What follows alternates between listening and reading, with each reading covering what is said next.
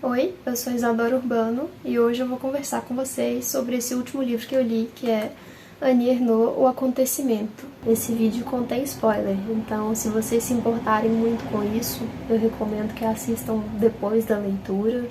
Ou então, se não se importarem, né, eu, como sempre digo por aqui, não acho que isso estraga um bom livro. Sejam muito bem-vindos e sintam-se à vontade para assistir antes da leitura, porque talvez alguma coisa que eu comente aqui também salte aos olhos de vocês. Esse livro foi escrito no ano 2000, ele foi publicado aqui no Brasil só no ano passado, 2022, saiu pela editora Fósforo, e ele relata uma experiência mais antiga da autora, né, vivida em 1963, quando ela tinha 23 anos. Ela era uma estudante de letras em Rennes e ela se descobriu, de repente, grávida, né, de um outro estudante de ciências políticas, numa época em que havia pouquíssima liberdade sexual, nem se fale método contraceptivo divulgado, era fora de cogitação, e ainda menos a possibilidade de aborto. Mas ela decide que vai abortar, independente de qualquer coisa. O aborto na França dessa época é ilegal. Ela, né, ao tomar essa decisão de que vai abortar, precisa enfrentar a lei, vai ter que fazer um aborto clandestino. E anos depois, ela vem relatar essa situação, esse acontecimento, como ela chama, dizendo que depois de tudo que ela vivenciou, que a única culpa que ela ainda carregava era de ter vivido isso, de que isso tivesse acontecido com ela e que ela não tivesse feito nada desse evento, né, disso que ela viveu. Depois de tentar várias, né, alternativas mal sucedidas, indo atrás dos médicos, pedindo ajuda a colegas e ninguém querendo muito se envolver, ela consegue o contato da senhora PR, né? A Annie Ernaux teve esse cuidado de omitir os nomes de todo mundo que participou dessa história, então cada personagem ali é colocado com uma sigla, né? Uma abreviação pelo nome. Essa senhora é o que eles chamavam, né, uma fazedora de anjos, era uma técnica de enfermagem que cobrava uma soma não tão modesta de 400 francos, que a nota da tradução diz que hoje seria equivalente a mais ou menos 900 euros. Então, assim, façam as contas, uns 5 mil reais, né, se eu não estou muito enganada. E essa senhora, né, se dispõe a ajudá-la por essa soma. Ela consegue o contato da senhora PR por meio de uma outra estudante, que era uma conhecida de um conhecido, que já tinha feito ela mesma um aborto. E o que ela faz é introduzir uma sonda no útero da Annie. Só que essa sonda, sem água sanitária, sem água com sabão nem nada, ela faz questão de repetir várias vezes, parece até muito indignada com esses métodos, né, tão insalubres que outras fazedoras de anjos usavam. Ela insere a sonda no útero da Annie e diz, olha, daqui a uns 2 dias, né, você vai ter um aborto e então tá resolvido.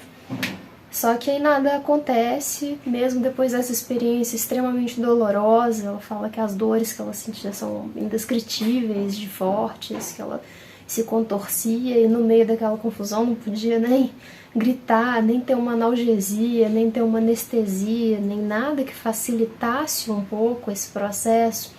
Para além de estar ali na cama de um apartamentinho de uma senhora, sem ter, né, nenhuma luva de látex adequada, nenhum ambiente minimamente esterilizado, né? O que a senhora PR faz é ferver a sonda e o espéculo numa panela de água quente, e é isso que dá para contar nessa época. Então ela precisa voltar para repetir essa operação, né, colocar de novo, mas ela está decidida, ela vai até o fim. E dessa segunda vez dá certo. Ela, pouco tempo depois, começa a passar mal no dormitório da universidade onde ela morava. E, né, ela diz que em certo momento sente uma vontade incontrolável de usar o banheiro. E lá ela aborta. E uma colega dela, que era uma pessoa, segundo ela, assim, muito conservadora, era super burguesa e católica, é a única pessoa que nesse momento vai ajudá-la, que corta ali o cordão, né, do feto e que chama o socorro quando a Annie começa a ter uma hemorragia grave. Daí ela vai para o hospital, né, assim, muito desesperada, porque nesse momento de ir para o hospital ela tá entre morrer e ser presa, porque se ela fosse, né, condenada ali por fazer um aborto deliberado, ela poderia ser presa e todo mundo que ajudou também, mas não tem alternativa, né, precisa ir. E lá no hospital eles fazem uma cauterização e no fim das contas meio que tudo dá certo, assim, nem o médico nem as enfermeiras denunciam esse aborto como provocado, né? Colocam ali um laudo de aborto espontâneo e meio que depois disso a situação se resolve, ela consegue voltar a estudar, porque enfim, foram alguns meses de muita angústia e estresse. Bom, só depois disso, o médico da Annie Ernaux oferece para ela um diafragma como método contraceptivo. E, enfim, ela descobre que tinha um monte de gente que fazia abortos ali, a quem ela poderia ter recorrido. Mas como ela mesma diz, bom, eu só descobriria tudo isso, que tinha alguém na minha rua, que tinha situações, né, mais baratas, até pessoas mais indicadas, depois que fosse tarde demais. Porque, né, uma sociedade ali bastante conservadora, né, não tão diferente da nossa num certo sentido, né, mas diferente ainda assim por estar pelo menos 60 anos no passado.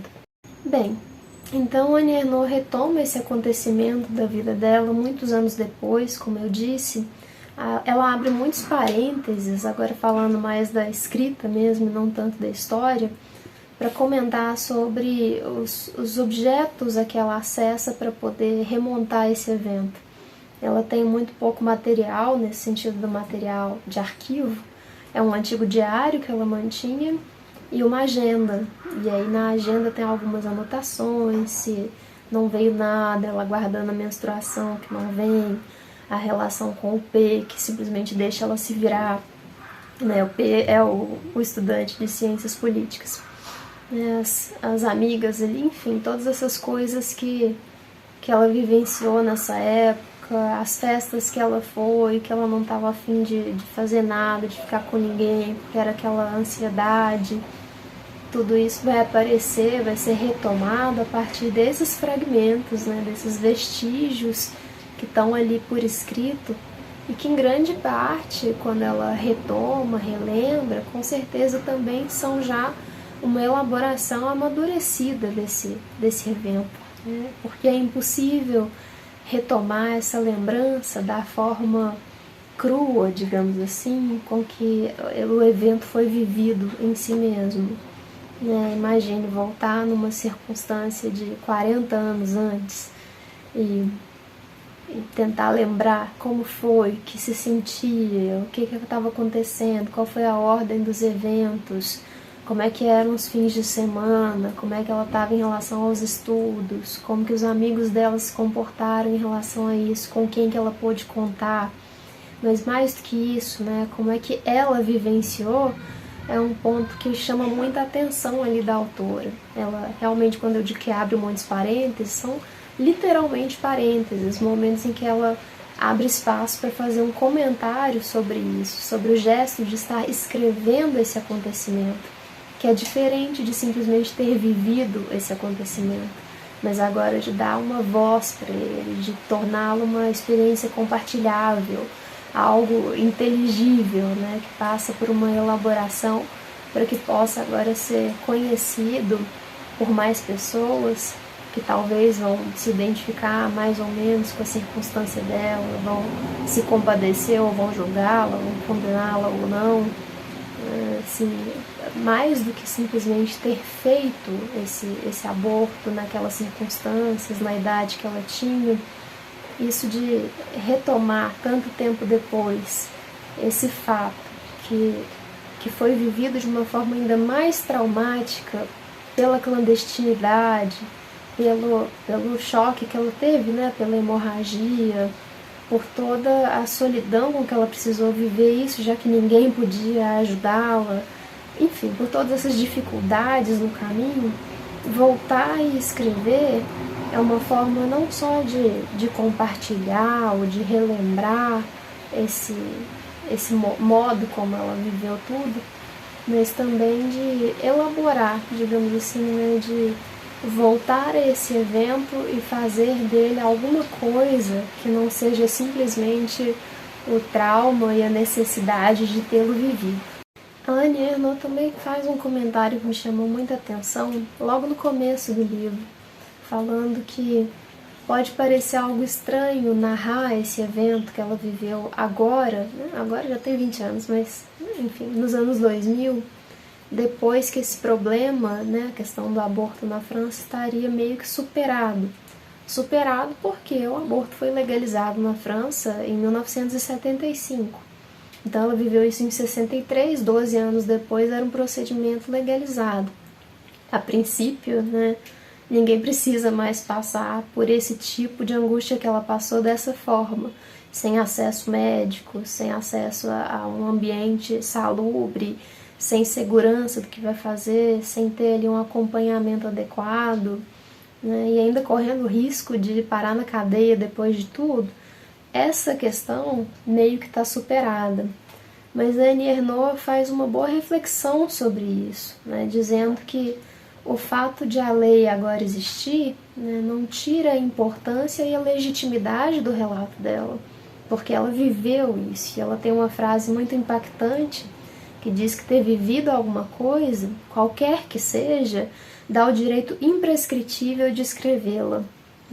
Isso aqui foi abrindo aspas mesmo, essa é a citação da Annie Ernaux, e eu acho que é fundamental para entender o porquê de ela estar contando isso tanto tempo depois, mesmo sendo essa questão, digamos assim, superada, porque superada na França, né? Aqui no Brasil e em tantos outros lugares do mundo, anos-luz de ser um problema resolvido.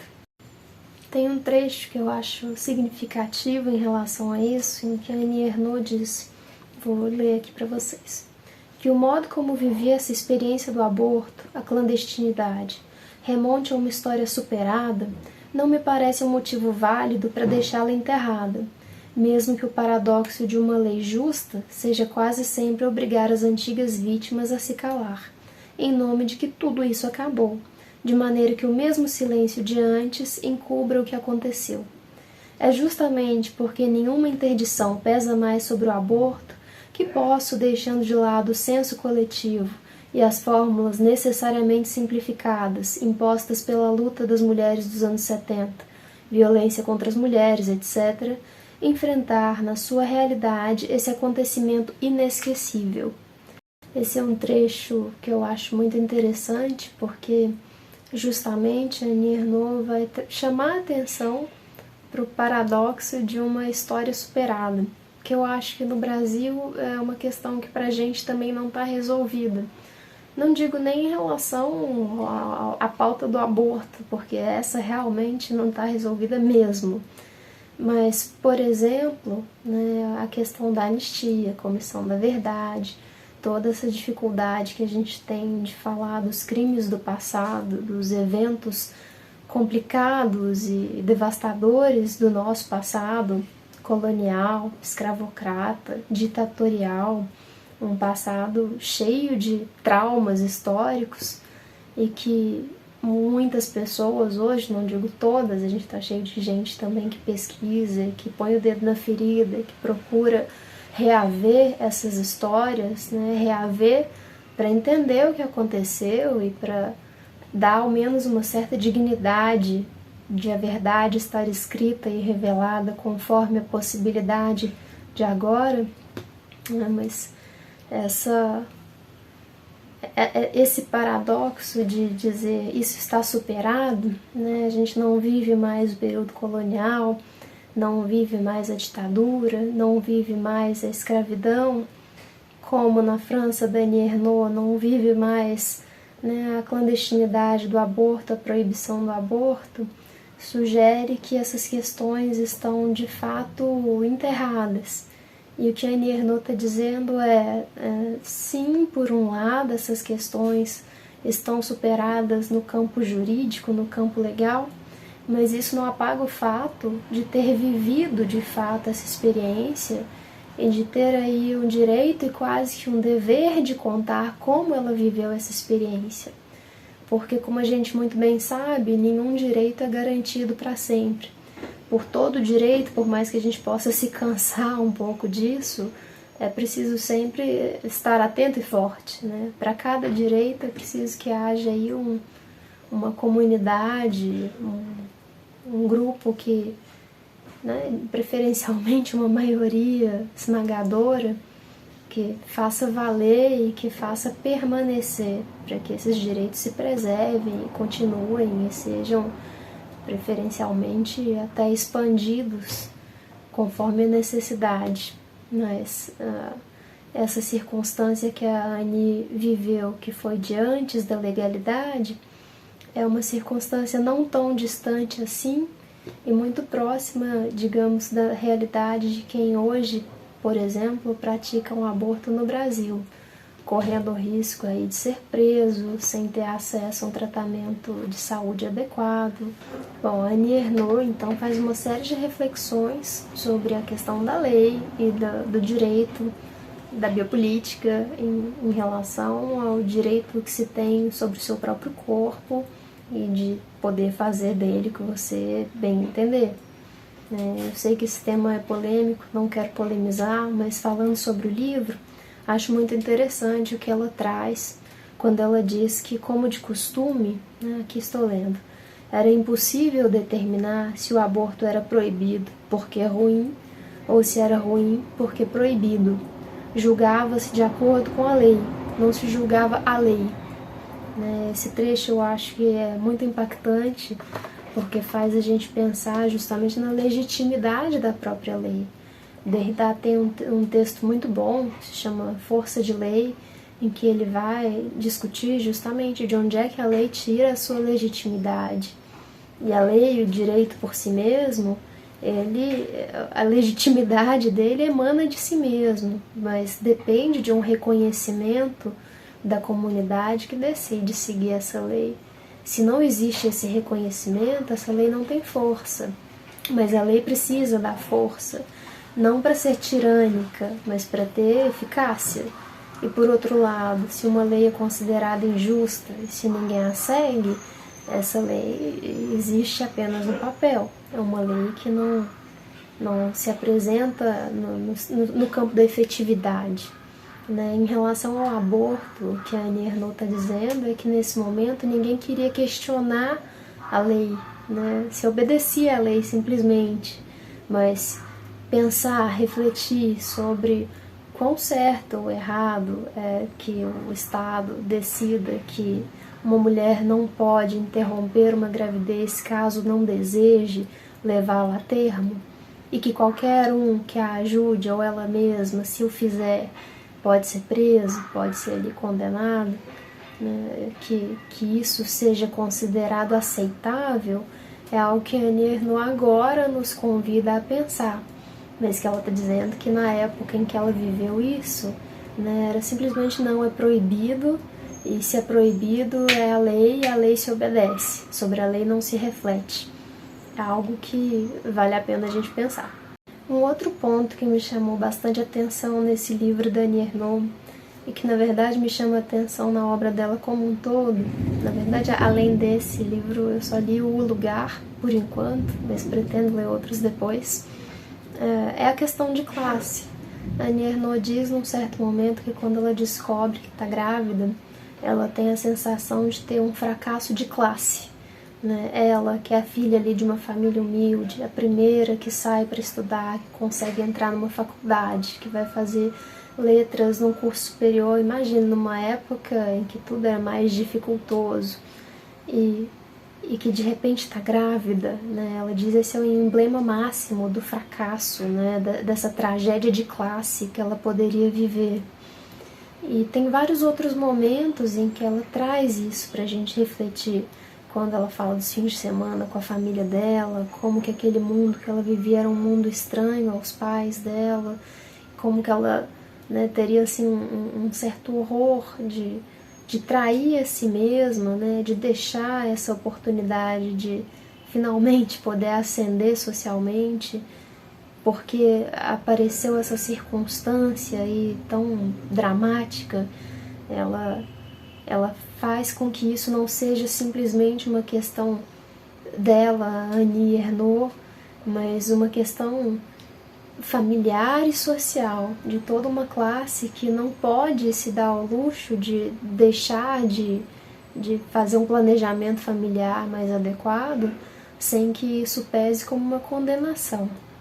Ainda sobre isso, ela vai dizer que quando ela se descobre grávida, que ela tem a sensação de ter deixado de ser uma intelectual. Ela que estava ali fazendo curso superior, tá fazendo, né, escrevendo a monografia, de repente ela não consegue mais fazer nada disso, é como se a capacidade dela de fazer análises, de ler, tudo tivesse ficado comprometido. Assim, no filme, na adaptação, pessoalmente eu não gostei, não acho uma boa adaptação, não recomendo, quer dizer, se quiserem assistir, assistam, mas eu acho várias escolhas ali muito questionáveis, não pela fidelidade em relação ao livro, mas por trazerem acréscimos e cortes que, a meu ver, assim, pioraram a narrativa em vez de melhorar, dramatizaram o que não precisava dramatizar. Mas isso é só um parêntese. No filme, o que eu ia dizer é que ela, a personagem que faz a Annie, em certo momento, diz para o professor que ela estava doente de uma doença que só as mulheres, em que só as mulheres são afetadas e que as transforma em donas de casa. E é mais ou menos isso, né? O que a gravidez para ela nesse momento significava era um retorno a essa condição que era a condição familiar, a condição de pequenos, né, de classe baixa ali, que não é tão baixa quanto a classe baixa brasileira, mas que é a classe baixa francesa. E isso para ela assim não era uma questão, não era negociável, né? Isso estava fora de cogitação para ela ali. Obviamente, terminar sua faculdade, construir uma carreira, estava acima de manter ali essa gravidez como mãe solo, né, desamparada a qualquer custo. Tem um trecho ainda, bem no final do livro, quando ela vai para o hospital, tendo essa hemorragia e tudo que eu já falei, e no hospital ela pergunta, né, o que vão fazer com ela. E logo antes da anestesia, o médico vira para ela bravo e diz: "Eu não sou encanador". Né, e ela fica meio atônita com isso mais uma vez, né, e acorda só depois, horas depois. O que eles fizeram foi uma cauterização do útero dela, enfim, tudo certo depois disso em termos de saúde. E o médico, quando volta, é um jovem médico residente, um cirurgião, e ele volta constrangido, porque agora, só depois de tudo, ele sabe que ela é uma estudante universitária, que ela não era uma simples balconista, né, uma simples dona de casa ou qualquer coisa assim. Não que seja meu julgamento pessoal, né, o que ela coloca ali. E que a enfermeira que auxilia diz: "Ah, por que você não falou para ele que você era do nível dele?" Assim, isso choca a Annie Ernaux e nos choca um pouco também, porque essa agressão, essa frase que me soa no primeiro momento até meio sem sentido, "eu não sou encanador", eu fiquei meio sem entender o que será que esse médico quis dizer, né, assim, com essa frase. Basicamente, pelo que eu pude entender depois, é que ele quis dizer assim: eu não estou fazendo qualquer coisa, né, eu sei o que estou fazendo, eu sou um médico, você não tem que me pedir explicações do que eu vou fazer, porque eu sou aqui, né, uma pessoa tem autoridade, que sabe o que faz e que tem o poder nessa circunstância. E algo que também chama muita atenção, porque justamente quando ele descobre que a Annie é universitária, não que ser universitária se equipare à mesma classe social, mas, né, diminui um pouco o abismo, a distância, ele fica constrangido por tê-la tratado dessa forma. E ela até diz assim que se lembrasse o nome dele, que ela não se importaria em colocar o nome dele ali tal como era, sem abreviar nada. Mesmo que ela não se lembre, talvez seja até melhor assim. Mas é algo mais para se pensar, porque quando a gente escuta notícias sobre violência obstétrica, é muito nítido que quem está nas classes sociais mais baixas, menos favorecidas, é sempre quem sofre mais, né? Nos termos ali desses xingamentos, no mau atendimento, no controle exercido acima da sua autonomia enquanto pessoa, né? E tantas outras coisas que a gente sabe que acontecem em qualquer parte do mundo e que a classe social entra como um elemento que faz uma barreira, uma cisão mesmo, digamos assim, né? A barreira, a cisão, acho que eu me expressei um pouco mal, mas talvez tenha dado para entender que se você está numa classe menos favorecida, as suas chances de sofrer nessas circunstâncias, né, seja no ambiente médico, seja tentando fazer um aborto, né, clandestino ou não,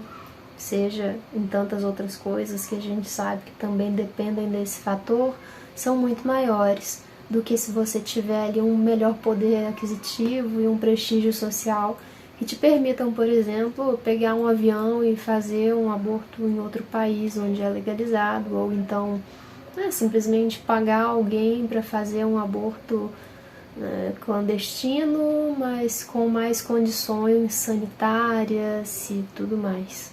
Me fez pensar um pouco num outro filme que eu assisti há muito tempo, né, que se chama O Segredo de Vera Drake, em que essa mulher, Vera Drake, essa senhora, ela ajuda mulheres que não querem manter a gravidez a abortarem.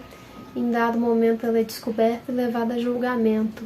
E eu acho que essas questões que eu trouxe antes sobre a lei, o direito e o corpo, e o que é o social e o que é individual, até onde o Estado pode delimitar, né, os deveres de uma pessoa em relação a si mesma, né, o que ela deve ou não, né, seguir de qualquer maneira, queira ou não, é algo que esse filme traz e que eu acho que mesmo para quem tem posições diferentes, pontos de vista diferentes sobre esse tema, vale a pena porque amplia a nossa visão. É um filme muito bom, eu não sei em qual plataforma vocês podem encontrar, mas deem um Google que vale a pena. Uma coisa que eu queria comentar, que me chama a atenção, é que a Annie Ernaux, em momento algum do livro, parece ter colocado em questão a decisão dela. Eu acho isso assim, muito admirável, não porque, né, assim, a gente queira defender essa solução para um problema sempre, né? Isso, como eu já disse, eu penso que é de foro íntimo, cada um deve tomar a sua decisão aí. É lógico que eu estou dizendo isso no Brasil em que essa opção não existe, mas minha opinião é de que deveria existir, de que deveria ser uma alternativa válida para quem quer que fosse.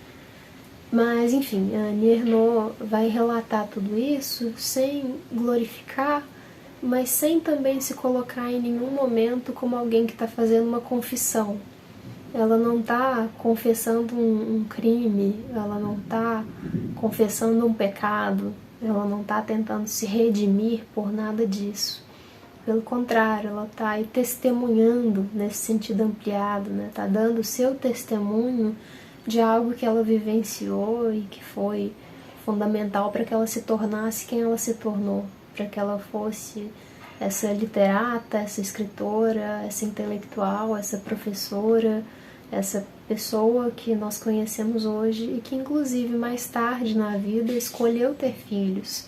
Teve ali 2 filhos, salvo engano, e que é algo assim muito interessante de se pensar, porque ela vai dizer que ter passado por isso foi o que permitiu que ela mais tarde pudesse se tornar por escolha uma mãe, né? Ter ali dado nessa experiência única e difícil e traumática, ter dado à luz a vida e a morte ao mesmo tempo, fez com que ela se sentisse mais dona de si, talvez. Ela relata com um certo orgulho ter passado por tudo isso, não porque fazer um aborto seja motivo de orgulho, mas por não ter se traído em momento algum, por não ter simplesmente se acovardado ou aberto mão disso que era tão fundamental para ela. E eu achei isso sensacional. Eu acho ela extremamente corajosa, não só por ter feito o que fez e ter ido até onde foi, depois de tantas recusas, depois de tantas dificuldades, e tão sozinha, porque né, o parceiro dela ali simplesmente deixa ela se virar, os amigos não querem muito saber, os médicos mandam ela embora dos consultórios e ela tem que se virar ali muito por conta própria, tão jovem, escondendo a gravidez da família, nessa situação totalmente arriscada e desafiadora em todos os campos, porque imagino que não seja fácil também do ponto de vista emocional, né, passar por isso, não deve ser agradável em nenhuma circunstância, mas nessa em que ela viveu ainda pior, né, o fato de ela ter levado isso a cabo e ter seguido, né, com a sua determinação, com essa convicção de que ela faria o que ela julgava mais certo, independentemente, né, dos riscos a que ela estava se submetendo, isso me causa uma admiração imensa. Eu acho que a Annie Ernaux tem uma coragem gigantesca por ter feito o que fez e uma coragem maior ainda de voltar a isso tanto tempo depois e de narrar e de mergulhar nisso, porque, como ela diz em vários momentos, a tentativa ali era de fato encontrar as imagens e as palavras que tentassem dar um pouco mais de conta disso que ela viveu e que até então, como eu já contei, né, ela se culpava simplesmente por não ter feito nada daquilo. Agora ela fez, e agora tem aí esse livro que vocês podem conferir, que pessoalmente eu acho muito bom. Ernaux ganhou o Nobel da Literatura no ano passado, 2022, então ela ganhou uma certa fama por isso, e os livros dela têm sido publicados no Brasil, tem vários que estão saindo ainda pela editora Fósforo, e eu recomendo que, se vocês acharam interessante, gostaram dessa história e do modelo de escrita que eu disse, né, que eu tentei resumir por aqui um pouco para vocês e comentar, recomendo que deem uma olhada e procurem conhecer. E é isso. Um abraço.